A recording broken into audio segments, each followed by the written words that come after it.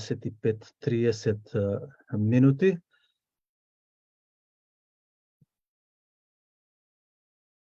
А пак ќе поразговараме за повеќе прашања за околу Македонија, а исто така во моментот е можне интересно да поразговараме за 80 годишнината од Холокаустот. Рашела, вашето потекло е еврејско потекло. Вие сте израстена во Македонија.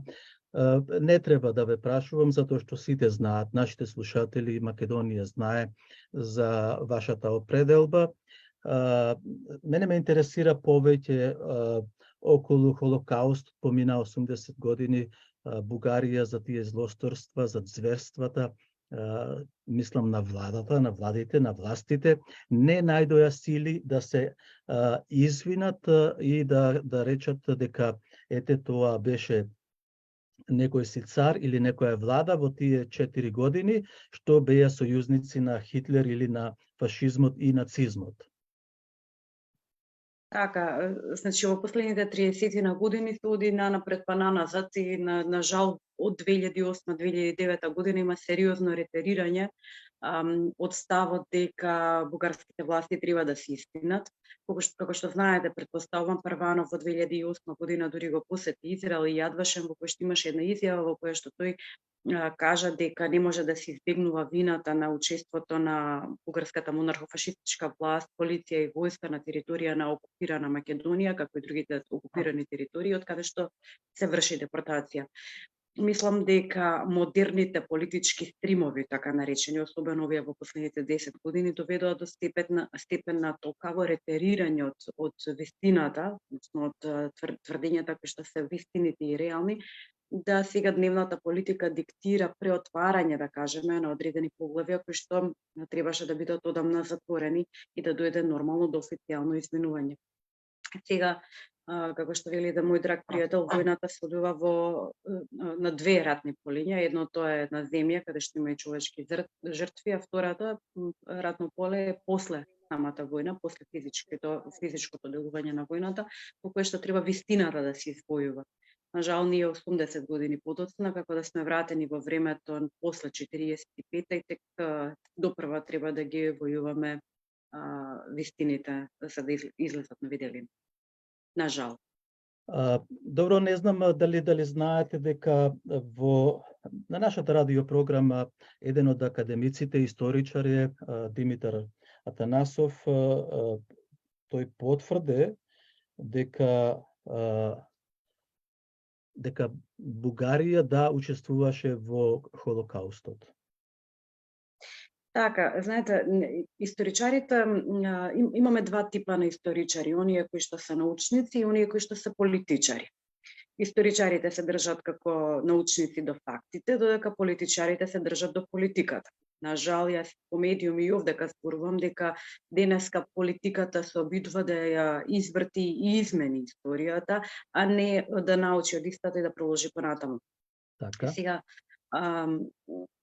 да, Бугарија има своја вина и тоа е факт, меѓутоа не доаѓа до извинување, претпоставувам и нашите слушатели гледачи знаат, бидејќи моментот на депортација на македонските евреи е тесно врзан со зборот окупација, кој што бугарските власти во моментов грчевито се обидуваат да го избегнат.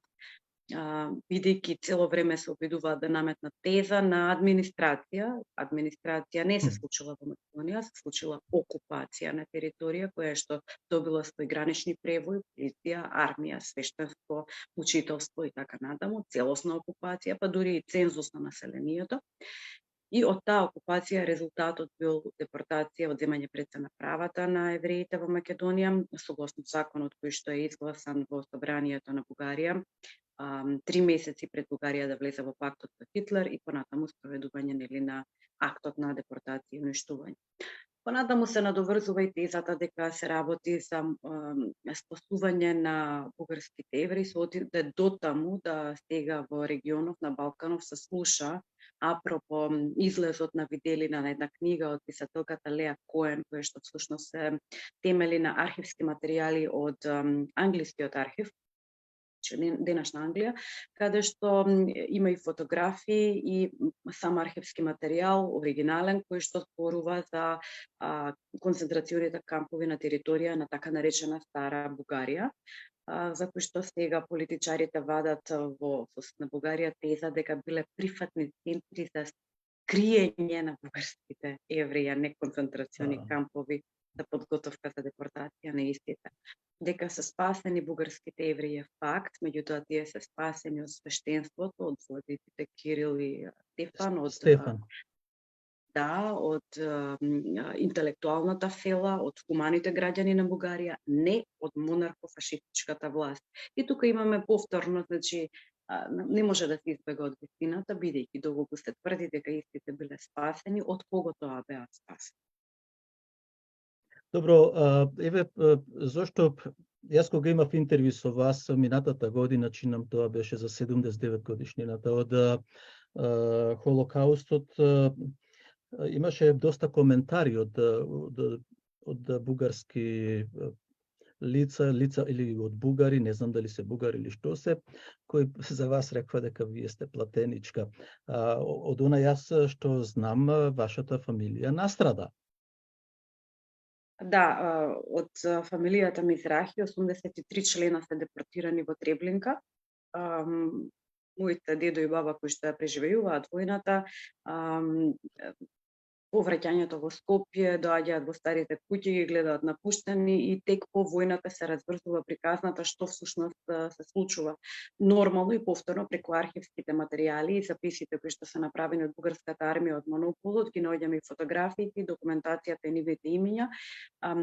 Тоа е многу детална документација во која што се пишува презимето, татковото име, па доколку имав малку време, ќе се подготвив повеќе да ви покажам како изгледа таа документација. Значи, татково име па име, која година е роден граѓанинот, што бил по професија, дали е мајка или татко, дали има деца. Значи, многу детална евиденција пред транспортот и пред нивната елиминација. Од моето семејство најстарата жена која што е депортирана е Сара, која што имала 103 години, додека најмладата е Рашел. Ќе имаме. Вие по нејзиното име да не го носите вашето име? Да. И сега имала само 3 години. Добро, сметам дека доволно кажавме за Холокаустот. Не ми одговоривте за академикот, за Димитар Атанасов.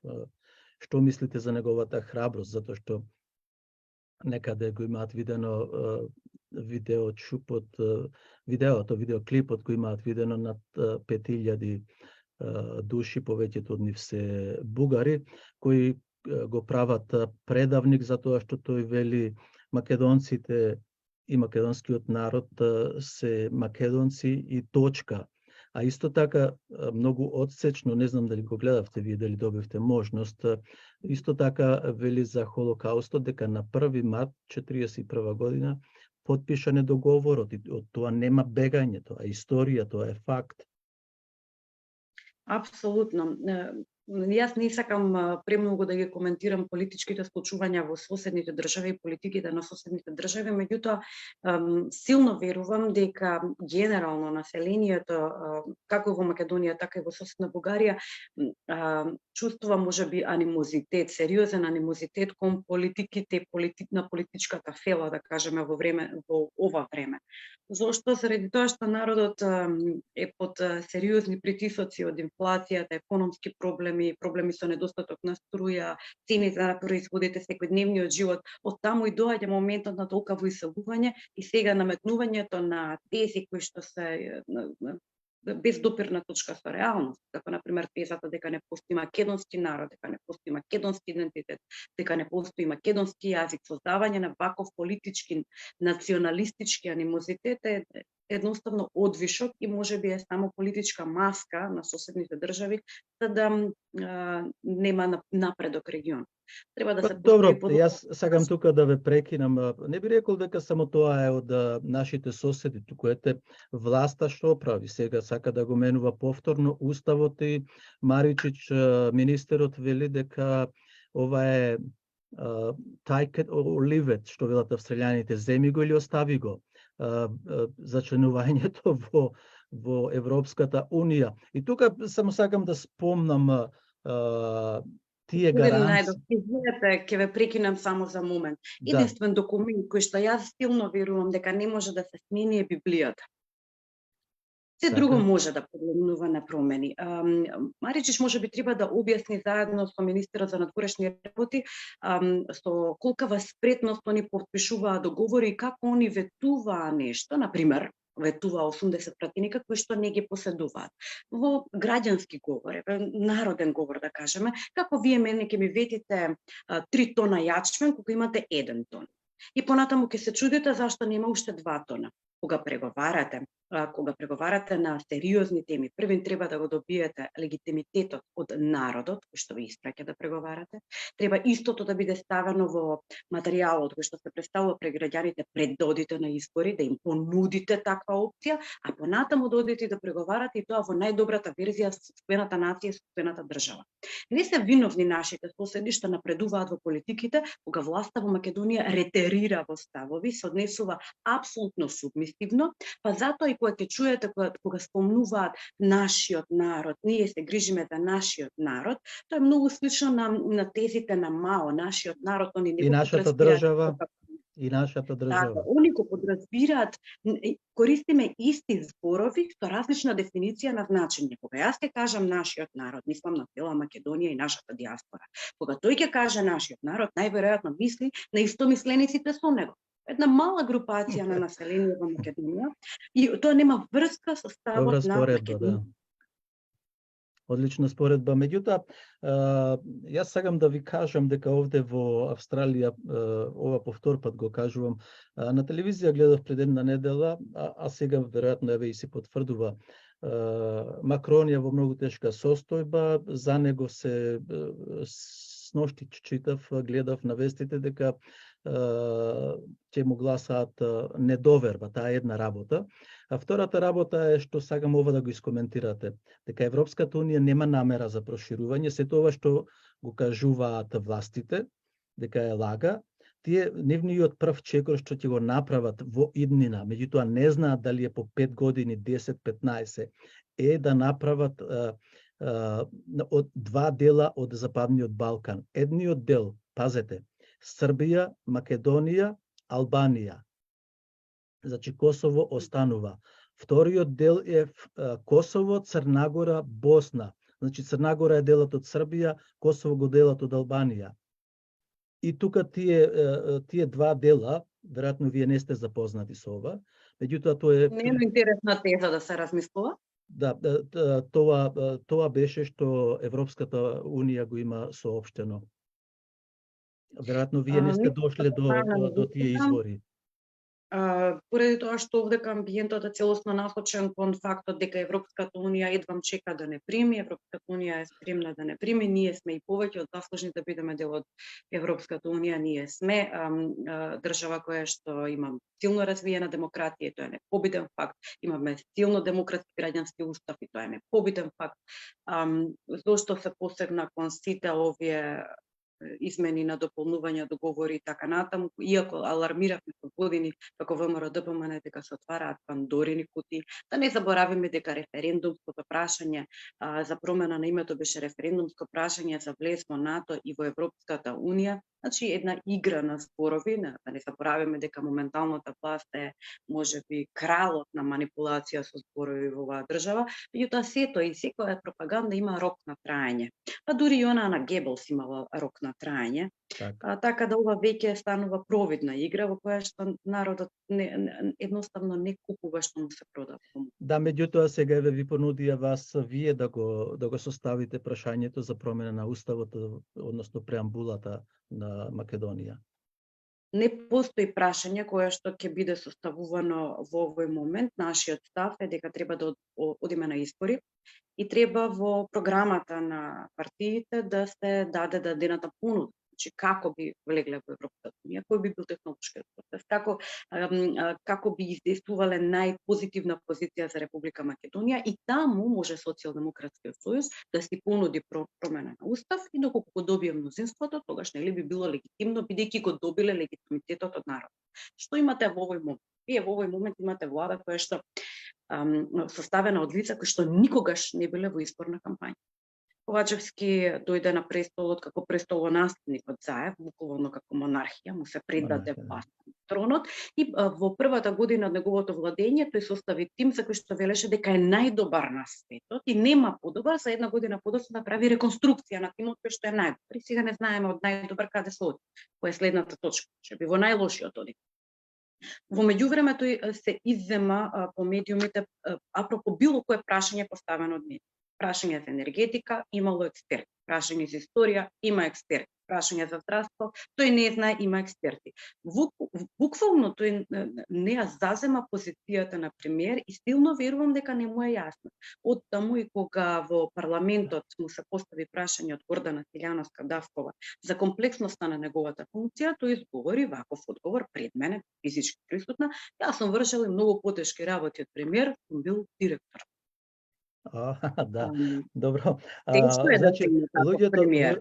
луѓето имаат право кога велат дека Али Ахмети ја води државата наместо Ковачевски. СДС, наместо СДС дуи ја водат државата. Јас верувам дека И по бројот на министери. По бројот на министри секако. По бројот на министри тоа е секако. Меѓутоа, знаете, јас секогаш се водам од премисата дека тимот гради, а не поединецот, и Ковачевски требаше да дојде со свој тим. Не со наследен тим, реконструиран, доконструиран, лепен, залепен или суфлиран тим. Тој доби туѓ тим. Сега тој тим за кога работи? Нормално дека кога имате мнозинство на министри во владата кои што припаѓаат на друг лидер, вие ќе бидете помалиот коалиционен партнер кој што би требало како носител на главната функција да ја сноси одговорноста за крахот на државата. Крахот на државата се гледа по сите основи. Не се лажеме, тоа е нашата реалност денес. Добро, тие велат дека покрај бугарите што ќе ги внесат во уставот, ќе ве внесат и вас евреите. Јас често пати ве слушам на телевизија, меѓутоа за нашата јавност повторете го вашиот став. Значи има неколку причини зашто јас велам не на уставни измени. Првен, уставот не е некоја послуче, тоа е имотен лист на народот. Не е некоја си хартивче со кое што ние може да се поигруваме. Второ, во Република Македонија се, како што знаете, донесени во последните 30 години над 6.500 законски решенија, од кои што имплементирани се можеби 2. Во овој момент ние да донесеме било какво законско решение, ја често пати се шегувам, законско решение за хортикултурно уредување на дворот на Талат Џафери во собранието, нема да се имплементира, имаме проблем со имплементација. И трето е тоа што не може евреите да се користат како меч над главата над македонците и параван за некакво си дело во уставните измени. Знаете, јас и на премиерот Ковачевски морав да му посечам дека е многу некултурно од негова страна да се расфрла со терминологија која што не ја разбира. Евреите сте во уставот, ние сме дел од илинденците, ние сме дел од партизаните и ние сме еврејска верска заедница која што е признаена во уставот. На вистина не ни треба повеќе од 3 пати да не внесува уставот, се чувствуваме како дел од Македонија, сме дел од Македонија, има потреба за ништо екстра од негова страна. Така. Да, многу јасна пораката е, знам дека нашите слушатели и Facebook пријателите ќе бидат многу задоволни од вашиот одговор. Меѓутоа, сакам сега да ве запрашам околу опозицијата, вие како опозиција. Многу се незадоволни од вашите дејствувања, меѓу кои и јас сум незадоволен. 5-6 години како да ги преспавте и сега ми се чини дека Македонија како е една риба која е на шкрги, диши на шкрги. разнебитена со Преспански договор, разнебитена со Тиранска платформа, разнебитена со Бугарскиот договор, со историска комисија, со грчка-бугарска комисија, со придавката се одзеде се што е македонско и ништо не се направе да има промени, односно барате избори вие само со збор. А со збор никој не си оди, гледате колкави се дебели, Маричич има 150 кила, и јади само она морска храна и така натаму. Длабоко ви благодарам и на коментарот и на прашањето. Едвам чекав некој да ја отвори оваа тема со мене. Мене ми е јасно и по социјалните медиуми дека има одреден степен на критика и секоја критика е добре дојдена.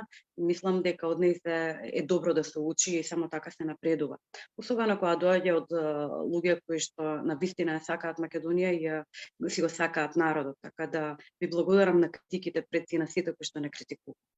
Меѓутоа би сакала да се изјаснам по неколку начини. Прво, дали некој заборави каде беше ВМРО-ДПМНЕ пред 6 години? Се тргна со една пропаганда која што направи персонификација на злото кон ВМРО-ДПМНЕ. Да не заборавиме дека ние бевме етикетирани како радикална десничарска, националистичка, па дури и фашизоидна партија која што има радикални, агресивни ставови и така натаму. Со тоа се тргна во пропаганда во која што, знаете какво е чувството? Чувството е како некој да има вперено прст во вас, на 1 милиметар од вашиот нос и константно ви вика, а вие кои реагирате ќе ја потврдите тезата дека сте агресорот, фашистот и оној кој што е радикално десничар, тврд и недемократичен. И всушност што сакаат да постигнат? Сакаат да постигнат реакција од наша страна, тие човечка природа во одреден момент кога некој така се однесува долг период со вас, само провоцира емоција, да изреагирате со емоција и да го збратите на ударот, со што би им се потврдила тезата. Нашиот политички спаринг партнер, да го наречам, едвам чека ние да изреагираме емотивно и нерационално и да направиме, да кажеме, недемократични шекори, кои што нема да се случи како такво. Значи, затоа ги одиме демократските линии кои што се дел од нашата партија, секогаш биле и секогаш ќе бидат. Критиките апропо нашето делување се сведуваат исто така на нешто што се вика медиумски мрак. Значи имате целосна контрола на медиумите, до степен на контрола дури на театрите. Буквално како на окупирана територија. Денес како театрите во Македонија се прикажуваат представи кои што се пандан на животот и делото и злочинот на Груевски. Тоа е пропаганда. Од друга страна немате никаков медиум кој што или пак никаква платформа во која што може вие да го искажете своето мислење, своите ставови и легитимно да се борите. Во парламентот во последните 3 години имаме 44 пратеника на ВМРО-ДПМНЕ, така што јас сум благословена да бидам рамо до рамо со нив. Тоа се тешки интелектуалци, тешки оратори, луѓе кои што ја познаваат проблематиката, кои што читаат со денови се на говорница и многу е тешко да зборувате на говорница кога никој не ви реплицира. Значи зборувате сам на себе, никој не ве слуша, ве множат со нула, а од друга страна ги контролираат медиумите за луѓе како вас да не можат да чујат колку се бориме и како се бориме. Ужасно е тоа што народот не ни знае дека, например, како почнува мојот ден. Јас станувам во 7:30 наутро, додека да поспремам низ дома или со дете се, веќе ми стига некоја порака од Талат Џафери која што ми вика има закажана седница во 11. Не знам која е, не знам што има на неа. Во наредните 2 сата ќе стигнам во парламент и кога ќе ги разгледам сите точки, ќе почнам хотично да ги читам точките, тој ќе откаже седницата со пауза до 3, да што и да им се случува, значи буквално за да седам, за да нема енергија во мене за да се борам, и во 3 часот на пладне, како вчерашниот ден, ќе закаже 7 седници. 7 за кои што вие не знаете за што се, значи тоа се стотици точки. Воопшто немате информација. Воглавно таквите седници се темпираат само за бенефит на мнозинството во политичка смисла. Што тоа значи? Тоа значи дека тој нас од 11 до 3 ќе не разгледа кој е болен, кој е во Брисел, кој е на пат, кој поминал граница и согласно нашето присуство или отсуство или кој треба да биде повреден тој ден, ќе ги закаже тие седници. Искрено ви кажувам и нека знаат Добро. граѓаните, во последните 3 години јас не сум мрдната од Скопје, ни на одмор, ни на зимување, ни на пауза, ни на викенд, од страв дека ова ќе се случи, дека тој ќе закаже седница на Имаме уште малку време, уште 2-3 минути. Сакам уште да ве прашам за промашениот предлог закон за уставобранителите. И тука се лутат тие што се во затворите, но и ние се лутиме. Апсолутно. Имавте дел од пратениците кои беа таму, но не гласаја. Спрема она што прочитавме на веб страницата на собранието. Јас имам една снимка која што ќе ви ја испратам. Нормално сега додека зборувам имам само еден телефон, не можам да ви ја испратам на линк, меѓутоа ќе ви ја испратам снимката директно од тоа што се случуваше во седницата. Нека знаат македонците што се случи на таа седница. Значи повторно се користи во политички цели, значи затоа е бирам бројот 8 да наликува на некое друго време и некој друг број 8. За да помине одреден закон како предлог закон на дневен ред се потребни 61 пратеник. Значи имаше потреба од мнозинството бегајќи од одговорноста, односно Социјалдемократскиот сојуз, од одговорноста дека нема да учествуваат во разгледување на точка на таков закон за ослободување на луѓе, сакаа на било кој начин да истенираат ситуација во која што повторно вината ќе биде на ВМРО. Госпоѓата Ели Панова од Струмица е заменик координатор на пратеничка група и е секогаш присутна и секогаш гласа. Таа и самата изреагира, стана од место, имаше дискусија со Талат Џафери за онда да изговори да 118-тиот седиште 118 Ели Панова е присутна и гласаше, системот не евидентираше. Системот не евидентира за да се стигне до фамозната осмица која што треба да наликува на некое друго време и да стави црна дамка на нашата пратеничка. На 27 април. Апсолутно. 20 пратеници координатор и подпредседател на партија, зарем некој може да помисли дека не би гласале. Ти знаеше дека луѓето не се тој ден по собранието, односно се надвор од границите на државата, дел од нив испратени и преку собранието. Така, колку беа надвор од Македонија? 20 чинам дека беа надвор од Македонија, 2 пратенички беа најавени дека ќе патуваат, нели, имаме партиски активности во Битола. Ако се знаеше дека точката ќе доаѓа, нормално дека сите пратеници ќе беа тука. И да, и со 44 повторно мнозинството немаше да гласа и немаше да има 61 пратеник. Не ја изземам ситуацијата дека не биле сите пратеници. Меѓутоа ќе ве молам персонификацијата на злото само за момент. Повелете.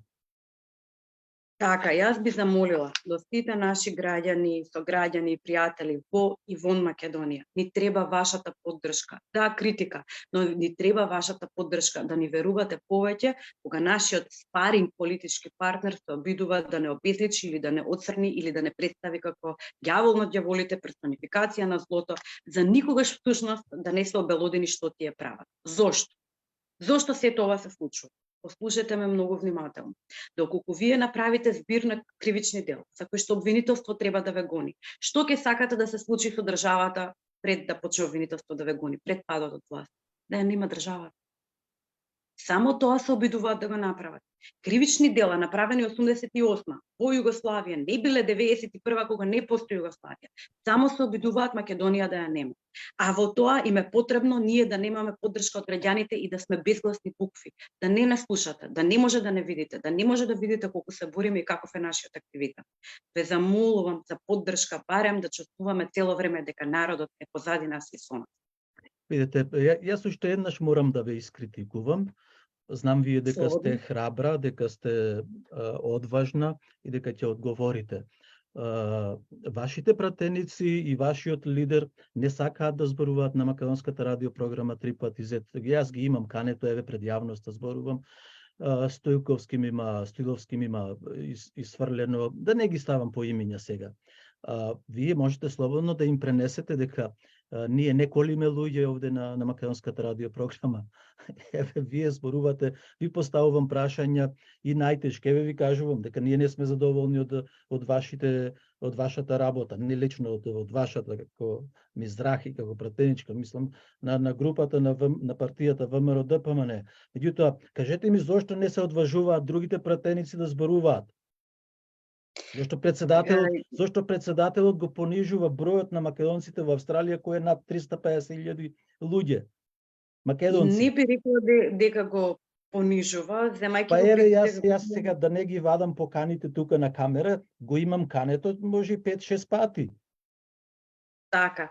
Значи, би замолила само за едно. Јас го познавам и лично господинот Христијан Мицкоски. Тој е еден мирен и умерен човек кој што е исклучително мудар, исклучително храбар да биде начело на партијата во ситуација во која што ја најде, нели, пред 6 години, да не се залажуваме, тоа беше исклучително тешка ситуација. Јас и лично ќе му ја пренесам вашата покана, верувам дека поради збирот на обврски во текот на деновите не се појавил кај вас во емисија, многу би сакал и ќе поразговарам и со останатите колеги пратеници кои што сум сигурна дека ќе сакаат да гостуваат на вашата радио. Па, видите, господја Мизрахи, македонската радиопрограма 3 пати зет не е од вчера бойкотирана. Бойкотирана е од време на пописот, кога се собираја подписи за да се бойкотира пописот и после тука дојдовме со различни ставови. Нормално јас имам и мој став, не како радиоводител, тука како македонец, дека пописот е против интересите на македонскиот народ и Македонија, дека тој е партиски попис помеѓу ДУИ и СДСМ и се покажа како таков. Дека таков попис никаде во светот не се има направено, ниту една држава не попишува диаспора. Меѓутоа Нерезидентно население, точно во права. Да, и сега од тогаш никој не сака, пуштам, праќам пораки, никој не сака да комуницира. Мислам, тоа е мојата реакција, вака во името и на македонските слушатели овде, на македонците, бидејќи сакаат да го слушнат, да ја слушнат и опозицијата. Така и потребни ни се такви платформи во кои што ние ќе може да зборуваме без да бидеме, нели, коригирани или сечени или по медиуми и така натаму. Во секој случај верувам дека активностите кои што се доста на број во текот на 24 часа и барем за мене можам да кажам дека некогаш деновите ми се исклучително мали и не стигам да бидам ни половина сопруга или мајка дома согласно активностите што ги имам. Верувам дека и тоа е дел од причината, меѓутоа во секој случај исто така потврдувам дека пратениците би биле повеќе од среќни да разговараат со вас на вашата емисија. Добро, јас ви благодарам многу. Вие сте една многу квалитетна пратеничка и за нас македонците во Австралија вие сте одлична соговорничка. Мислам, еве и тие прашања кои не ги сакате, јас ве прашувам, па ниту ви ги кажав прашањата, па ниту ви ги пратив прашањата. Сето тоа е мене што ми доаѓа на душата или на срцето, на устата. Јас ве прашувам и ве прашав. Следното интервју веројатно ќе ве прашам и некои други работи, но еве уште еднаш пораката, добре дојдени си сите на македонската радиопрограма, тие се јавни личности и треба да зборуваат јавно. Дали ќе ги фалиме или критикуваме, нели тоа зависи од вашите дела или од делата на Република Македонија. Господја Мизрахи, јас ви благодарам многу и да имате убав ден. Еве, Талат Џафери не е толку наивен, ниту се другите наивни. Тие знаат и фудбал да играат во нивните канцеларии, знаат и кошарка да играат во канцелариите, знаат да звонат како Бујар Османи, зошто нема табла двојазична, меѓутоа за македонските интереси воопшто не им е гајле. Внимавајте на тоа од нас, од иселениците, таа е нашата порака. Ви благодарам. Благодарам многу на поканата. И се слушаме уште еднаш понатаму. Секако.